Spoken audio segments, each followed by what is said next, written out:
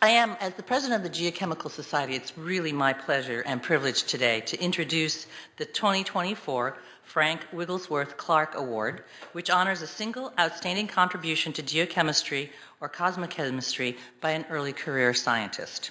This year's recipient is Jihua of the University of Science and Technology of China. And to present the citation for the Clarke Award, I want to introduce Dmitry Severjinsky from Johns Hopkins University. So please go on. Enjoy.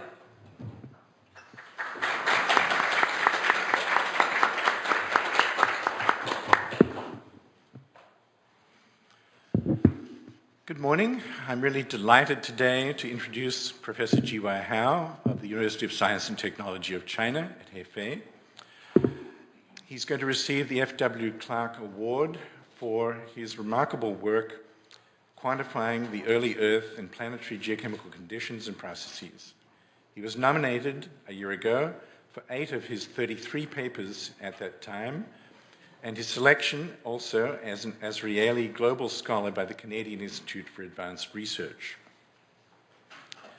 In 2 of his PhD thesis publications from Johns Hopkins with me, published in Earth and Planetary Science Letters in 2017, Jihua provided a novel quantitative geochemical model of weathering processes and world average river water composition for the late Archean eon. By focusing on the partial pressure of hydrogen in the atmosphere, he also showed how iron 2+ bearing clays, pyrite, uraninite, and siderite could be thermodynamically stable in the near-surface environment. In river water, aqueous organic acids, such as formate, could be metastable, and this could provide a potential source of molecules for the maintenance of life. Jihua used his model to explore the release during weathering of olivine basalt of the nutrient phosphorus and the trace metals chromium, manganese, and copper. And he examined their potential for riverine transport under this strange early late Archean environment. In this way, he illuminated the links between the redox state of the atmosphere, the pH of surface waters in the late Archean, and the availability of easily weathered minerals, including quantification of the effects of whiffs of atmospheric O2 or nitric acid. In 2 of his postdoctoral papers, published in 2020 in Geochimica Cosmochemica Acta, Jihua provided a new picture of the role of phosphorus cycling in the Archean evolution of life in the atmosphere. First, he quantified the supply of phosphorus to the oceans throughout the Archean eon. By taking into account the emergence and elevation of continents, the evolution of the climate and the atmosphere, the lack of vegetation, and including weathering models, he showed that an increasing flux of bioavailable phosphorus to the oceans likely occurred in the late Archean, perhaps contributing to the initiation and stabilization of an oxygenated atmosphere. Second, he simulated phosphorus cycling within the global Archean oceans to establish estimates of net primary productivity, indicating that the very low net productivity for the early and mid-Archean was limited by the availability of phosphorus, even with the advent of oxygenic photosynthesis.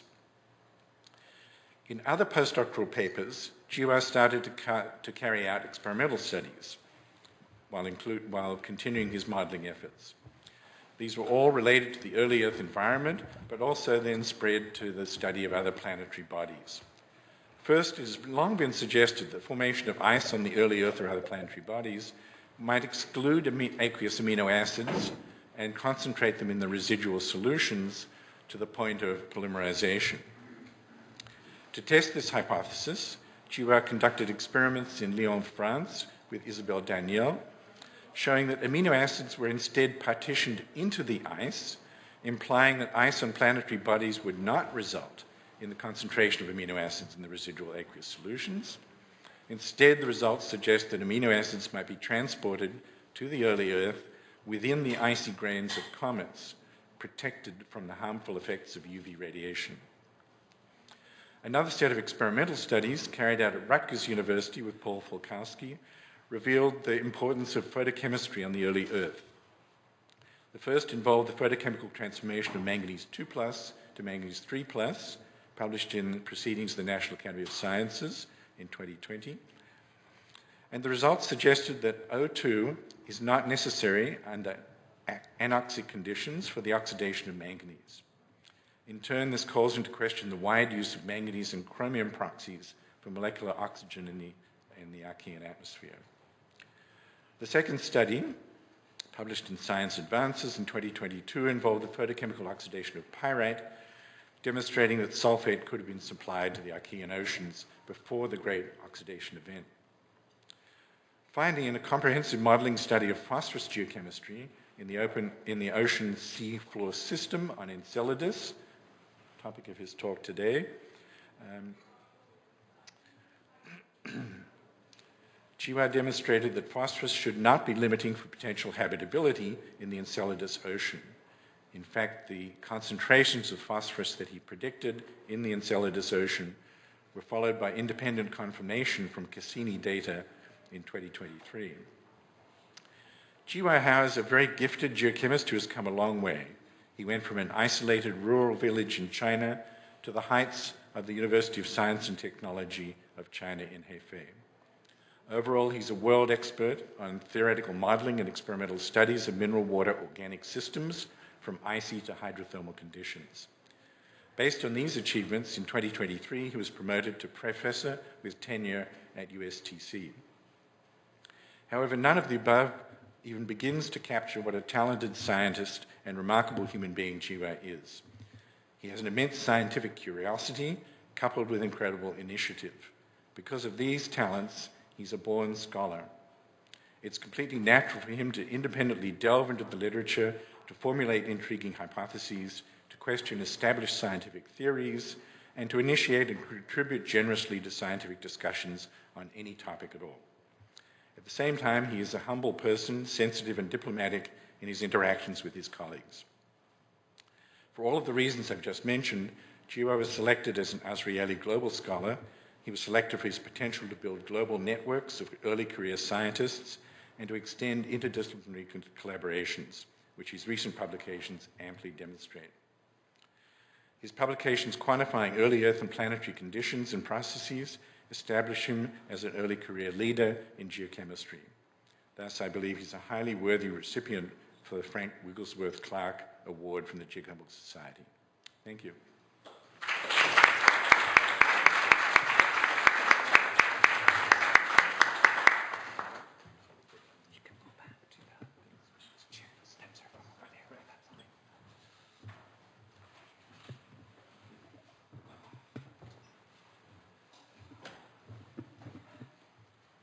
Thank you, Dimitri and Liz, and my nominators and the Geochemical Society. Thank you all for coming.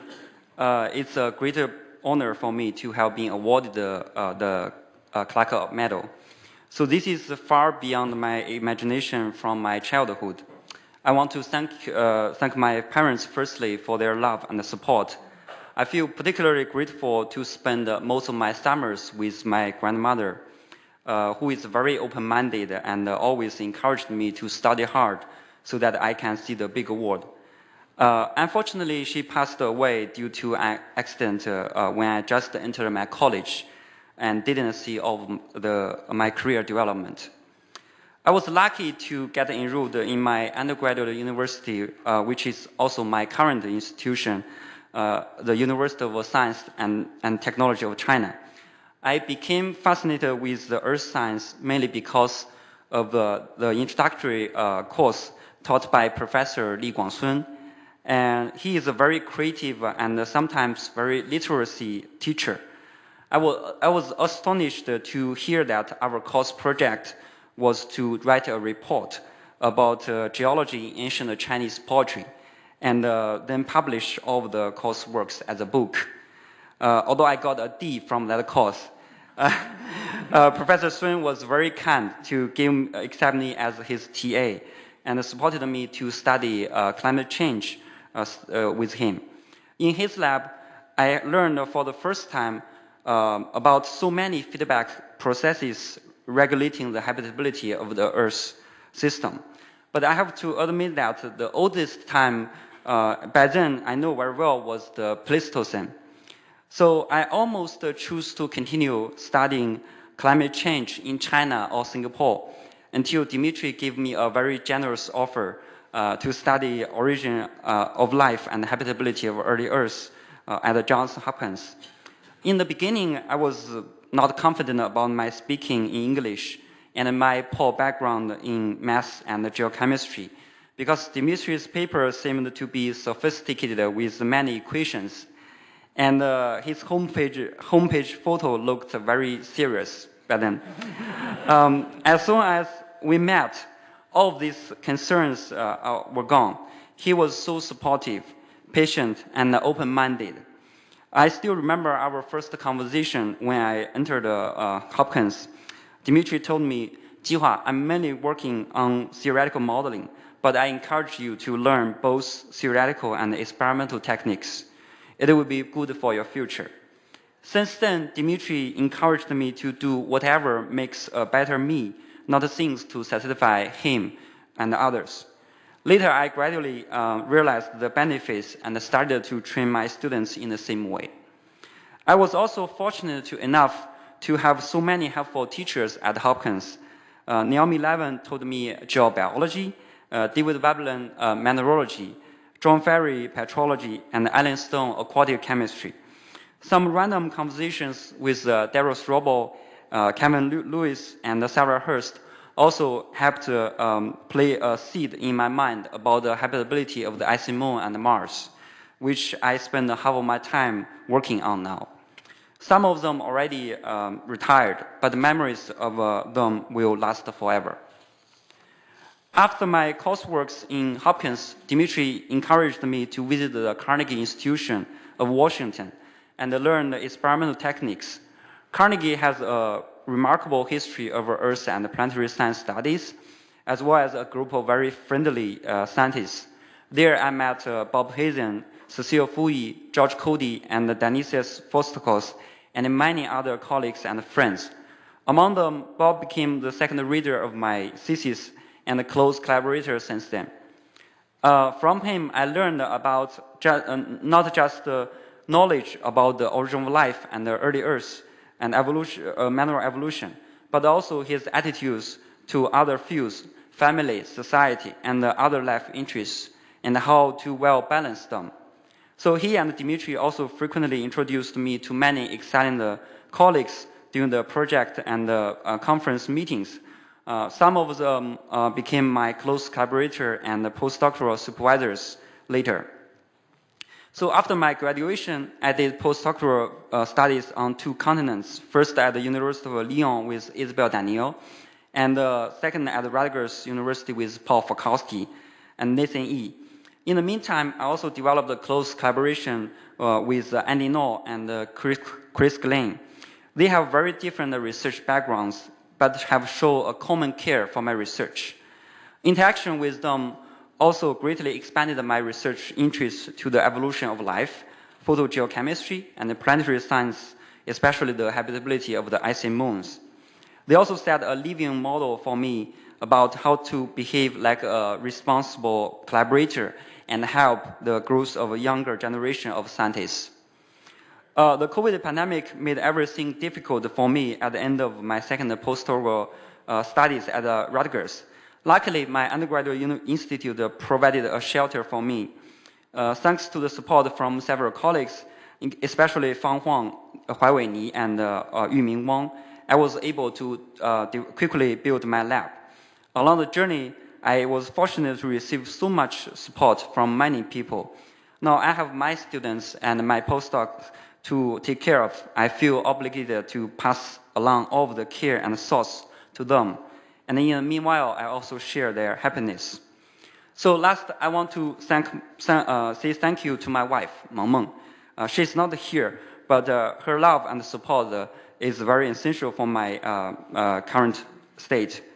I once translated a book about how to navigate an academic career into Chinese. But if I'm only allowed to give one suggestion here, that is to have a lifelong partner like her. We now have a beautiful daughter, Jennifer, who smells just like Meng Meng. So you will all see her in Prague next year. So thank you all.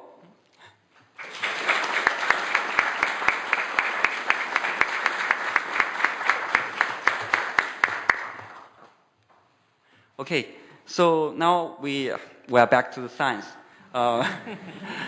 Today, I want to share some of our recent works on the availability of the nutrients in the small icy world called the Enceladus, and discuss briefly about the implications for the habitability of this small icy moon. And this work is done with several students and my collaborators, especially Chris Glenn. So this is the outline of my talk today. I will firstly give some background information about the people about the Enceladus for people who don't know this small icy moon well, and then I will discuss the main topic today is the nutrient availability, and then I will finally come to the habitability issue, which is not just about nutrients. So Enceladus, as probably you know, is the 6th largest moon of the Saturn. It is covered by a thick layer of the ice. The layer is like tens of kilometers thick, and it has very low surface temperature. Before the Voyager, we thought that the Enceladus is a dead moon because it has no enough radioactive decay energy to support the interior liquid water. But it was when the Voyager firstly observed closely to the Cassini, we observed that it has one of the highest reflectivity in the solar system. And then the NASA sent the Cassini spacecraft to observe closely to the icy moon and found some astonishing characteristics of the surface structure, such as the tiger stripes on the south pole of the Enceladus. And it also has a very bright surface, which is very different from our lunar moon, which is heavily impacted. So it indicates that the surface must be very, very young. And there is some active water activity to remove those impact craters from the Enceladus. And the most interesting observation of the Cassini is that it observed the water plume in the south pole of the Enceladus. Later, Cassini did more than 20 times of the flyby and even sampled the plume gases from the south pole. The iron and neutral mass spec observed the abundant gases such as the water, hydrogen, methane, nitrogen, ammonium, carbon monoxide, carbon dioxide, and possibly hydrogen sulfide. If you are familiar with the current environmental gases, you will realize that this kind of assemblage of the gases usually will be observed in some bog waters or noxic waters.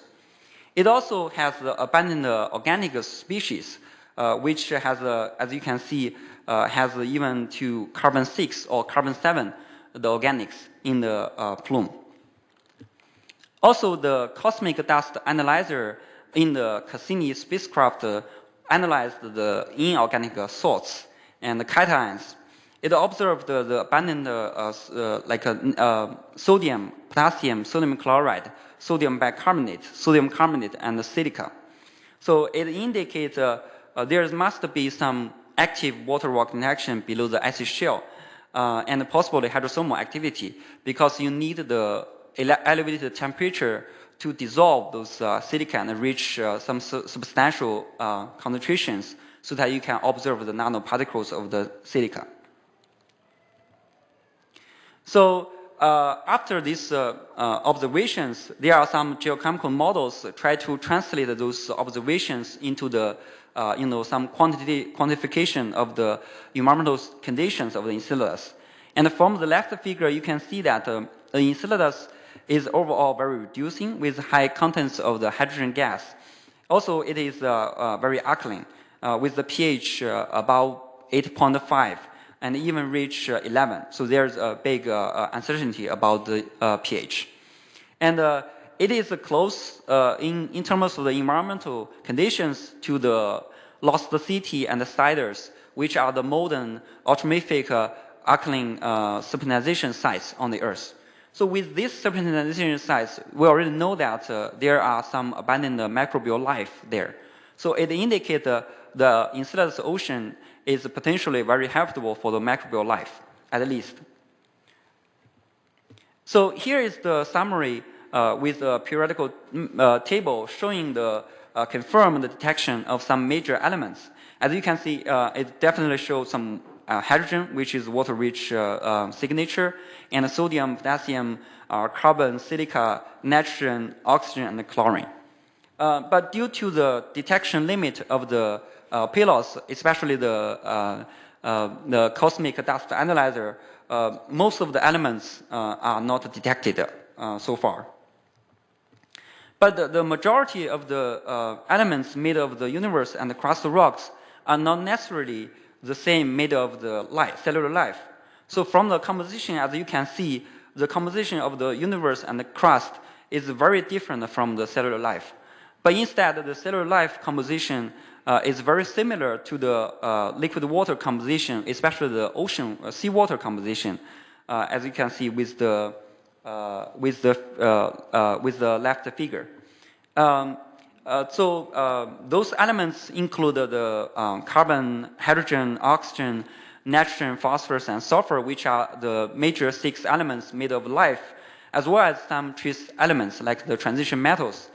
So the transition metals has a lot of important roles in making life. For example, the red figure shows that the transition metals are usually served as the active site in the cofactors of the enzyme. So it basically shows that the water-rock interaction frees those nutrients for the buildup of cellular life, at least for the life as we know it on the Earth. So on the Earth, biogeochemical cycles of the elements are mainly controlled by the mediated by the liquid water cycle, which is composed of 2 major parts. One is the continental weathering, one is the ocean cycling.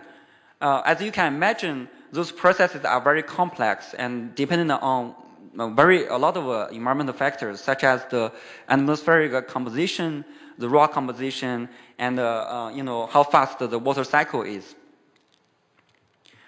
But the environmental cycle in the Enceladus is very different from the Earth.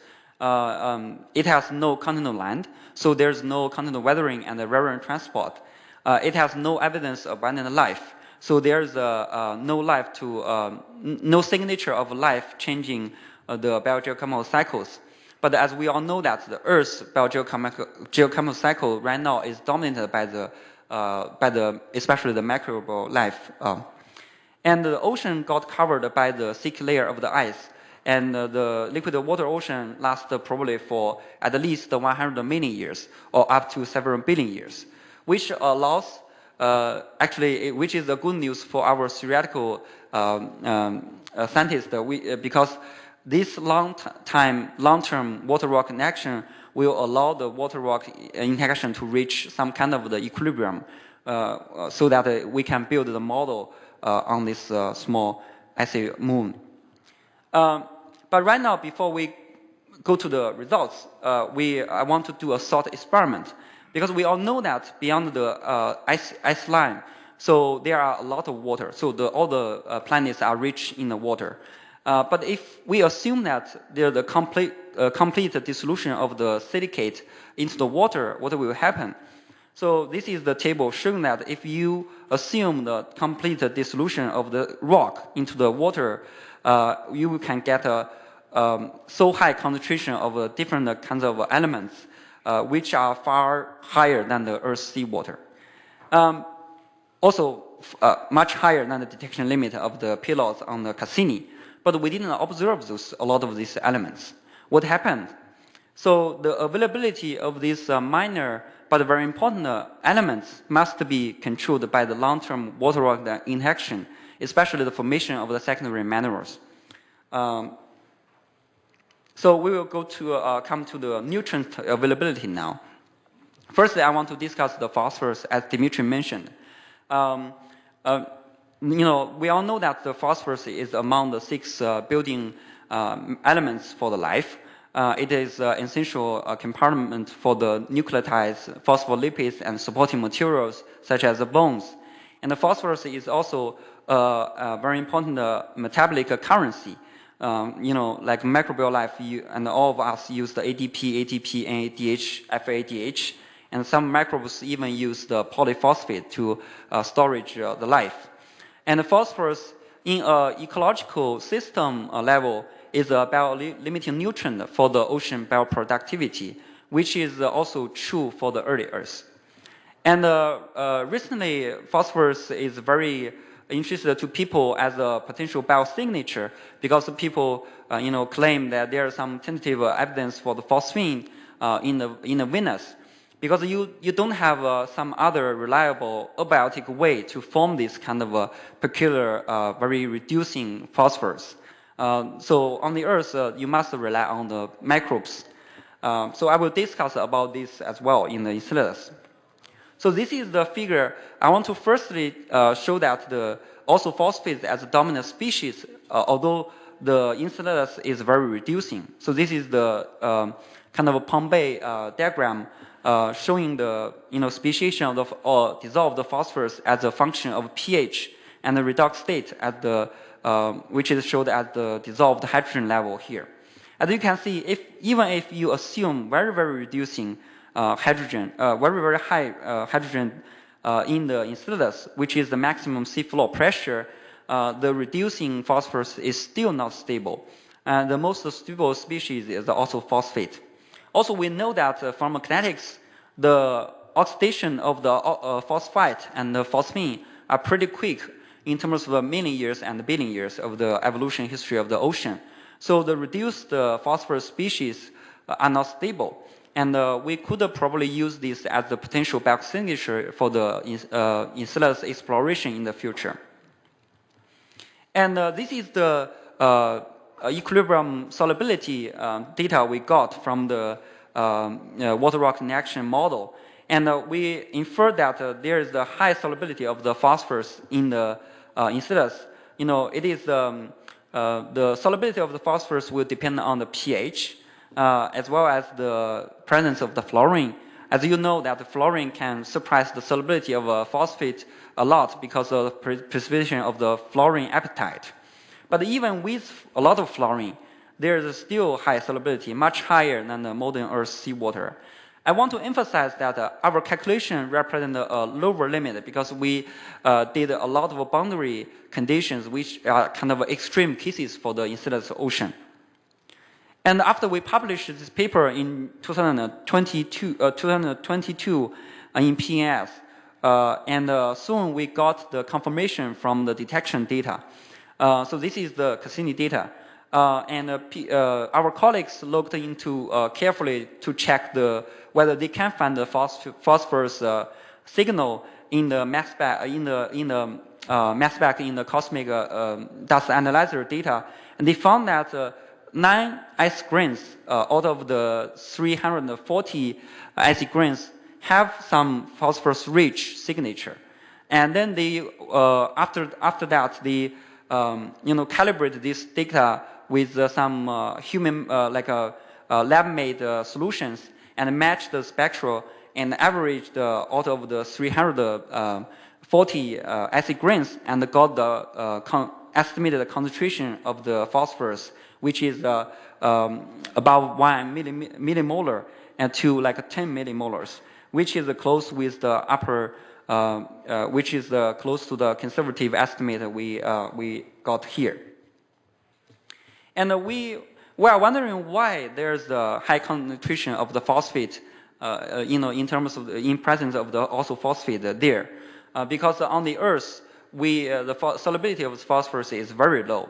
So we did the sensitivity test with varying the concentration of the carbonate at the alkaline high pH. As you can see, the high DIC suppressed the development. There's a linear correlation between the dissolved concentration of the phosphorus and the dissolved concentration of the inorganic carbon, which if we look carefully into the model, it suggests that the high DIC will suppress the solubility of the developed metals, and because the phosphorus can bond strongly with those metals and form the very less soluble minerals, then it will increase the solubility of phosphorus minerals in the Enceladus ocean water. And we did look carefully into the modern Earth seawater, see whether this will happen in the Earth. And from the 1960s, 2060, actually there are some observations with a special lake on the Earth, which is called the soda or alkaline lake. And they found that there's a log linear correlation between the dissolved phosphate and the dissolved the inorganic carbon species, which is very close with the sensitivity test results we got here. So another question is that once the Enceladus has very low temperature, so is it possible to dissolve this high concentration of phosphorus from the silicate core, given the evolution history of the Enceladus? The result is yes. So we developed the kinetic model, show the dissolution kinetics of the silicate core in the Enceladus ocean water, and with various kind of boundary conditions, you can still dissolve the enough phosphorus, like 1 millimolar phosphorus, within like 1 million years, which is very quick compared with the long geological history of the liquid water in the Enceladus. So another topic I want to cover is the sulfur and the iron for the life. As we all know, sulfur and iron are also the building blocks of life, and they are raw materials to support the active metabolism, such as the sulfate reduction, iron reduction, etc.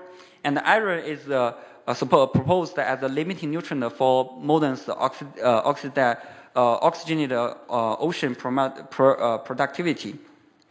So this is the result from our recent work with my student Weiming, and it showed that under these very reducing conditions, the iron and sulfur are both in the reduced state. It's like the early Earth condition, which makes sense. We also conducted the solubility model. We showed that the solubility of the iron and the sulfur are very low. The iron is solubility is kind of higher than the modern Earth seawater, because the modern Earth seawater is very oxidizing. So you will form iron 3 plus, so that the solubility is very, very low. But in Enceladus, it's still lower than the early Earth, but higher than the modern Earth seawater. With the sulfur, it is much lower than the modern Earth seawater, and the sulfur is in the sulfide case. So we compared this with the modern supernatant fluid, as we covered that the environmental conditions are the same. So we expect this behavior of these trace elements will be the same. It did show overall, fine correlation with or match with this modern supernatant fluid observation. But I want to emphasize that the modern supernatant fluid are probably contaminated by modern seawater, which is the case for the lost cities sulfur, as well as the microbial life activity, which will decrease the solubility of the iron in some cases. So if we look back into the Cassini data, are there any confirmed evidence for this? Actually, the bad news is that the low signal-to-noise ratios at the mass channels, especially the ion and neutral mass spec, preclude the firm identification of the hydrogen sulfide or phosphine from this plume. But from our data, we actually calculated, if our calculation is true, how many ice grains can we expect to get enough signal to be detected for the iron in the plumes? The result is less than 1 ice grain out of the 340 ice grains. So I think my collaborator Frank will less likely to find these iron-rich ice grains from the plume. Another topic which is even harder to confine is the availability of transition metals, because the abundance is so low. But the transition metals are very, very important for the evolution of the life. As you can see, this is the early Earth figure. We show that some apparent co-evolution pattern of this availability of the nutrients with the evolution of the metabolism, because the availability of the metals will control the assembly of these enzymes, which are critical for the microbes. So we firstly also looked back into my previous work on the early Earth, because I also calculated these equilibrium diagrams. It showed that, for example, molybdenum, which will be mainly in the molybdate mineral phase in this reducing and sulfur-rich ocean water, so which indicated it must have very low solubility. And another case is the copper, which also will form the sulfide minerals, and the solubility is expected to be very, very low.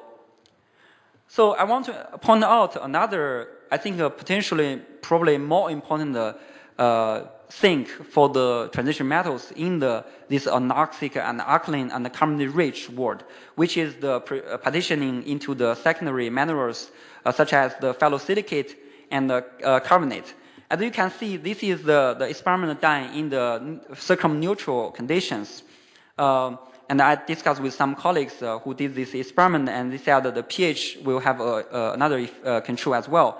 But even with the circumneutral pH, you can see the partitioning is very, very efficient for some transition metals into these minerals, which will control the solubility or availability of these transition metals in the Enceladus ocean. So I'm collaborating, thanks to this conference, I'm collaborating with some colleagues who can do this kind of experiment. We will work on this topic. And if we look back into the observation in the modern supernatation fluid, you can barely see very, very few data available for this. But all the available data show the overall very, very low signals. Most of these data are below the ppb level, which confirmed our guess or estimation that those availability will be a big problem for the Enceladus ocean. So there's another potential complexation is the effect of organic complexation. People discussed about the role of organic complexation in the mobility of the transition metals.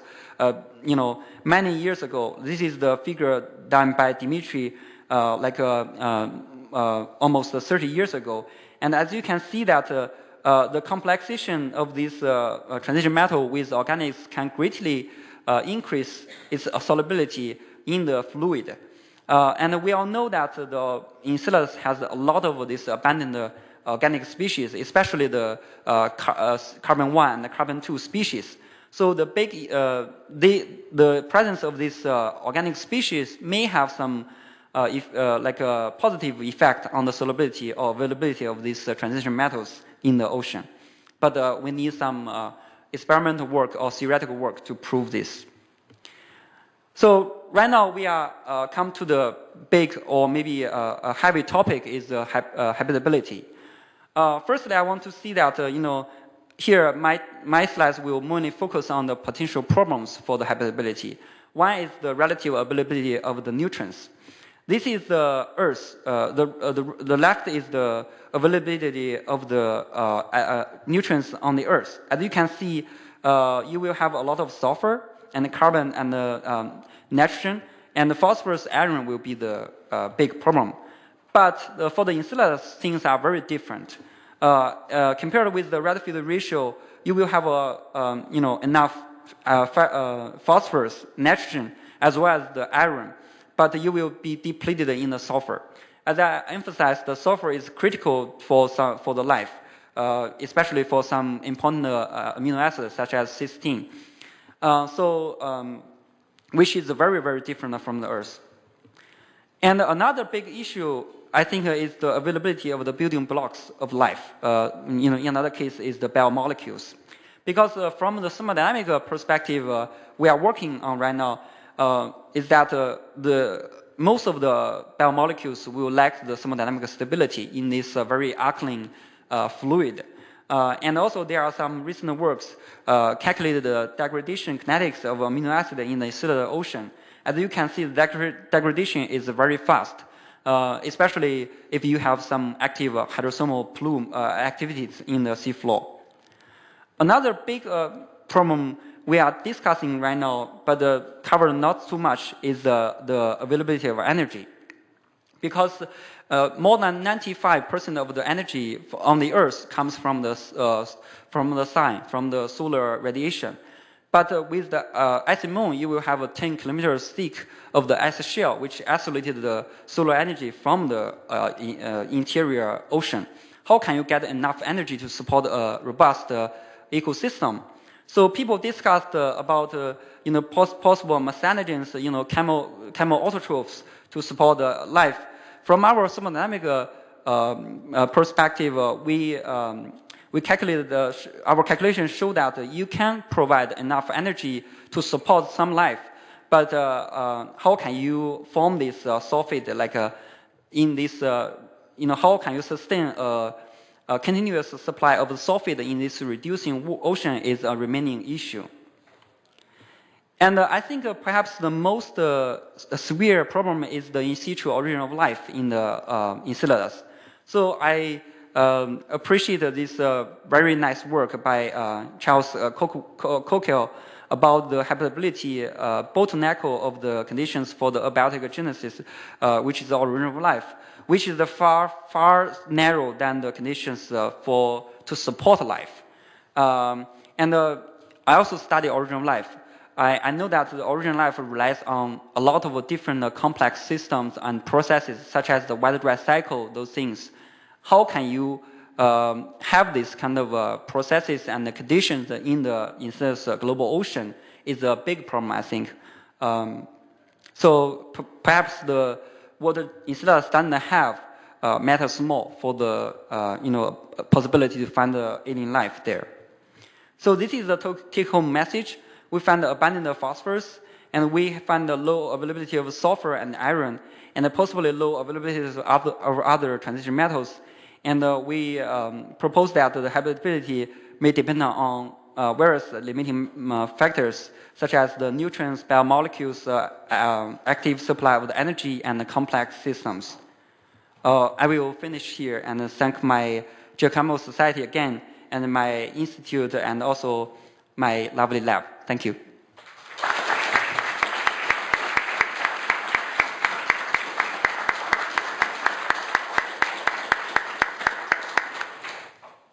Thank you so much, Jihua. We have time for a couple of questions. Please use the microphone here in the middle of the room.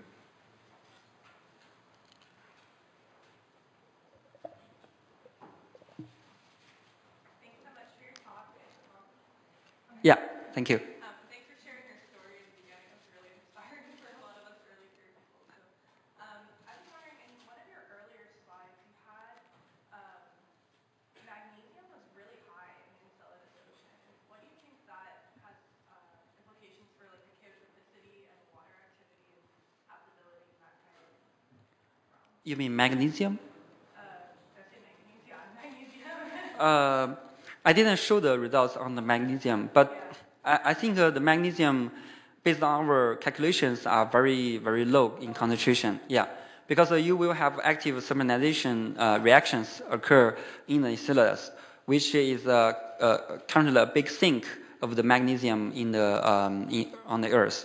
It's true that we found some magnesium-rich serpentine in our model, water rock interaction model, which suppressed largely the solubility of the magnesium.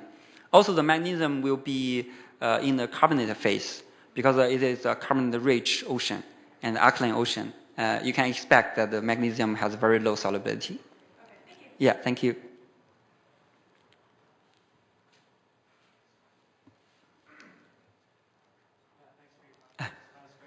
Thank you.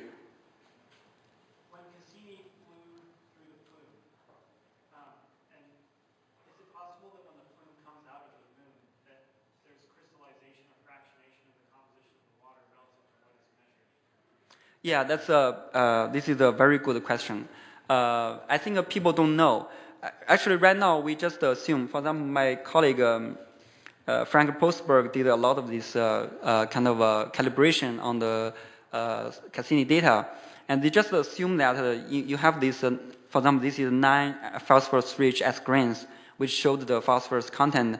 They just used the signal to average all of these total samples.